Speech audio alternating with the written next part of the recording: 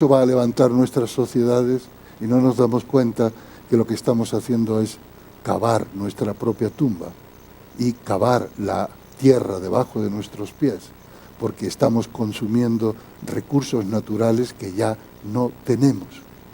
Estamos consumiendo los recursos naturales de las generaciones futuras que vendrán detrás de nosotros. Estamos practicando una política económica de tierra quemada. Eso es una ilusión. Eso es una falsa representación de la realidad. Y eso es un ejemplo de cómo las falsas representaciones de la realidad originan dolor, sufrimiento, desarmonía y caos. Por eso es muy importante, a través de la práctica de la atención plena, revisar continuamente cuáles son nuestras representaciones mentales de la realidad, cuáles son nuestras imágenes de la realidad. A veces, sin conocer a una persona, solo viéndola de vista, así, de lejos, nos hacemos una idea de esa persona. Y ya decimos, es antipático, o es muy simpático, o me gusta, o no me gusta, pero en realidad no lo conocemos. Nos hemos hecho una idea prejuiciada. Hemos generado un prejuicio, una imagen falsa. Tenemos que contrastar nuestros pensamientos con la realidad continuamente. Esto es a lo que nos ayuda la práctica de la atención plena, porque si ni siquiera somos conscientes de lo que pensamos, ¿cómo vamos a contrastar nuestros pensamientos con la realidad? Primero necesitamos saber y conocer cómo es que nuestra mente construye el mundo. Esto es, necesitamos hacernos íntimos con nuestros pensamientos. Así, el desarrollo de la atención plena nos va aportando un gran autoconocimiento. La práctica de esta atención plena se desarrolla básicamente en dos ámbitos. En el ámbito de la meditación sedente, sentada, en inmovilidad, y en la vida cotidiana, en las actividades ordinarias de la vida cotidiana. Los dos ámbitos son necesarios. Se está demostrando cada vez más los beneficios de la práctica de la meditación sedente en el retraso de los procesos de envejecimiento, por ejemplo, en la ralentización de lo que se llama el Alzheimer o de la demencia senil.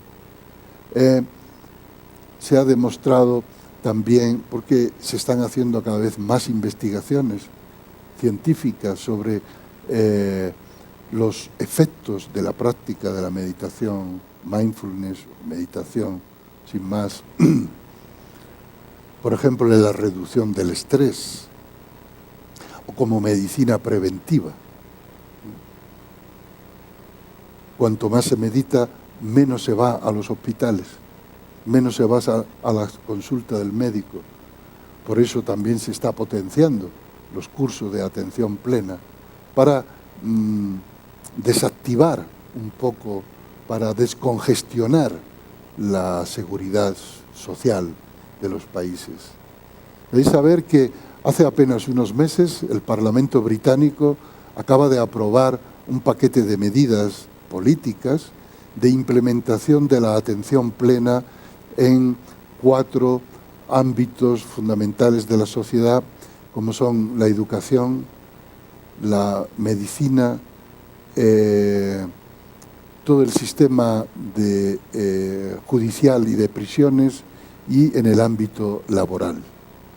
Después de 2 años de estudio de una comisión de varios partidos, de todos los partidos, ¿no? Investigando los métodos de desarrollo del mindfulness o atención plena y sus efectos. Finalmente este informe fue presentado en octubre del año pasado al Parlamento británico, y hace apenas unos meses el Parlamento británico ha aprobado la implementación de sistemas de mindfulness en estos 4 ámbitos sociales. Y esto es una revolución, una revolución social y cultural, porque por primera vez la meditación entra en la corriente central de la sociedad y pasa a formar parte del aprendizaje y del acervo cultural de una sociedad como la británica, y yo estoy seguro que a partir de ahí el ejemplo va a cundir y se va a extender al resto de Europa y a Estados Unidos y a otros muchos países del mundo, ¿no? Así que estamos hablando de una vanguardia, de un movimiento de vanguardia, un movimiento de despertar de las conciencias a favor de la salud y del bienestar individual y colectivo también. Y esto es lo que vamos a presentar este fin de semana en el curso que vamos a hacer en Tumbaco, en un centro muy bonito, el Centro de Desarrollo Integral. Voy a presentar en qué consiste el entrenamiento de atención plena que estamos desarrollando en España y que cualquier persona que asista a este fin de semana ya tendrá los elementos necesarios para iniciarse en esta práctica. Así que bueno, he estado hablando un largo rato, espero que no os hayáis aburrido demasiado.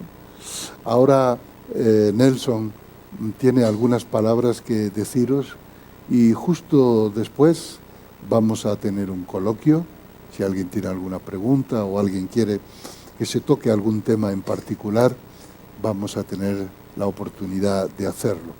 Así que, por favor, Nelson. Sí, ¿Aló? Sí, se oye. Sí, ¿sí se oye? Ah, ok. Solamente unas indicaciones, muchas gracias. Estamos aquí atrás en la mesa. Para quienes estén interesados en este curso, solo explico esto porque a veces salen personas en el contenido del diálogo. Este curso tiene un cupo limitado, tanto por el espacio, por el tema y muchos aspectos, de manera que si alguna de las personas están interesadas en el curso, solo quería anunciarles que aquí estamos recibiendo las informaciones. Si alguien tiene dudas, se acerca a la mesa antes de que se vayan para resolver cualquier inquietud, solamente eso. Muy bien, muchas gracias, Nelson. Estupendo. Entonces, si alguien tiene alguna pregunta ahora o requiere alguna explicación adicional, por favor. Esto, Nelson, habrá que distribuir el micrófono para que todo el mundo pueda oír la pregunta. Entonces, allí primero ha levantado aquel señor la mano. ¿Algún voluntario puede llevar el micrófono a la persona que hace la pregunta?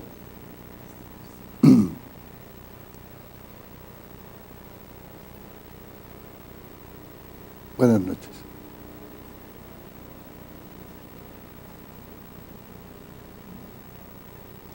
Bien, eso es una buena pregunta. Eso es lo que vamos a aprender, ¿eh? Ahora tal vez no sea el momento adecuado para entrar en cuestiones más metodológicas, ¿no? Pero en cualquier caso, en primer lugar, hay que prestar atención a los propios estados emocionales. Eso de base, porque muchas veces uno se encoleriza sin darse cuenta de que se está encolerizando, ¿no? La cólera se apodera de uno de forma inconsciente, automática, coge el control y cuando uno se da cuenta ya es demasiado tarde, el volcán ya ha estallado, ¿verdad? Pero si uno desarrolla el hábito de estar a la escucha de sus propios movimientos emocionales, enseguida detecta el enfado, ¿no? O la cólera. La cólera no estalla de golpe en una erupción violenta, sino que se va gestando poco a poco. Tiene un proceso de gestación. Y si uno no es consciente de ese proceso, no puede hacer nada para reconducirlo antes de que estalle. En cualquier caso, el principio es, una vez que va a estallar, lo mejor es ponerle un dique de contención, un control absoluto. Porque la cólera en general es una emoción muy destructiva, muy agresiva, que en algunas ocasiones tiene su razón de ser, pero que uno debe ser siempre el dueño y el señor de esa cólera para manifestarla, si hay que manifestarla, con templanza y con moderación. Es como cabalgar un caballo. Un caballo es una fuerza de la naturaleza enorme. Si uno lo deja, el caballo puede ir donde quiera, ¿no? Pero el arte de la monta es que es el jinete el que controla la fuerza del caballo, ¿no? Igual sucede con nuestros estados, como la cólera, por ejemplo. Entonces, prestar atención cuando se va generando la tormenta antes de que la tormenta estalle y sea demasiado tarde. Y si ya estalla, entonces en ese momento dique de contención para no dañar al entorno. ¿Otra pregunta por aquí? Gracias. Muchas gracias, maestro, por haber estado compartiendo con nosotros su conocimiento y su sabiduría. Gracias. Gracias. Quería hacerle una pregunta específica con respecto a una actitud psicológica. ¿Qué predisposición se debe tener para practicar de forma adecuada el mindfulness? La predisposición es muy importante. Nosotros, a diferencia del mindfulness, digamos, occidental, enseñamos que el contexto ético, cognitivo y el propósito con el que se practica es muy importante. La motivación. En el tiro con arco del Zen, de Kyudo, el tiro con arco japonés, muy influenciado por el Zen, se dice que un error de unos centímetros en el momento en el que la flecha parte del arco se convierte en un error de metros cuando la flecha alcanza la altura del blanco.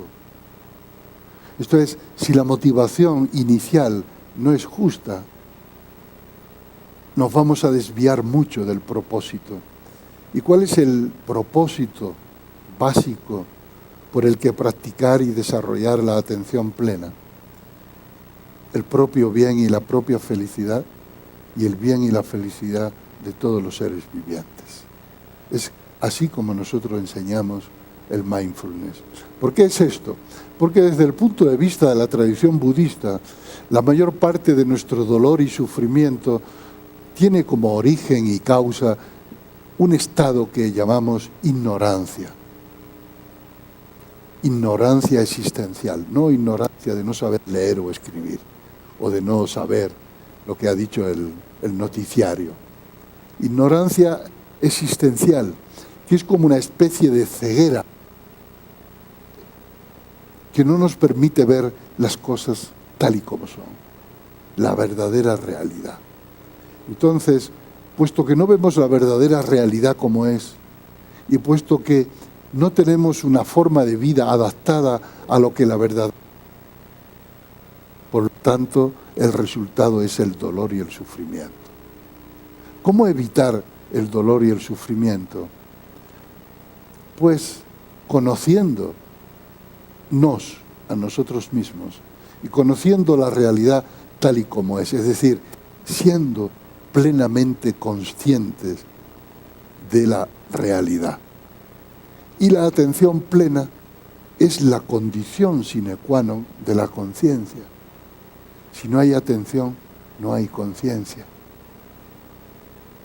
Para desarrollar la conciencia necesitamos desarrollar la atención. Si yo no enfoco mi atención en algo, no puedo conocerlo.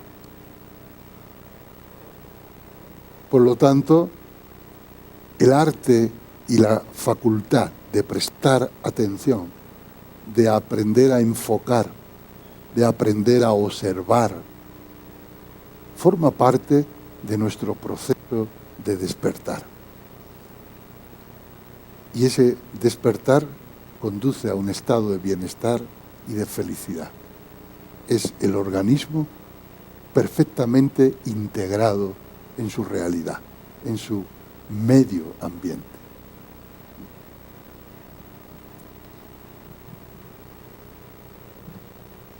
Maestro, muchas gracias por compartir tanta experiencia suya.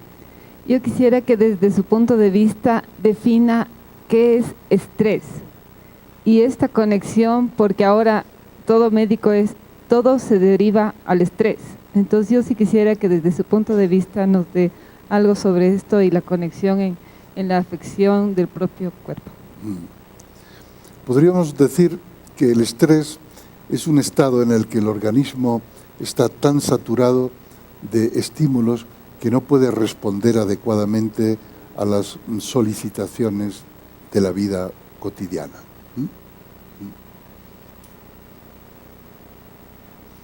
Entonces, el organismo se ha desbocado y no puede procesar la información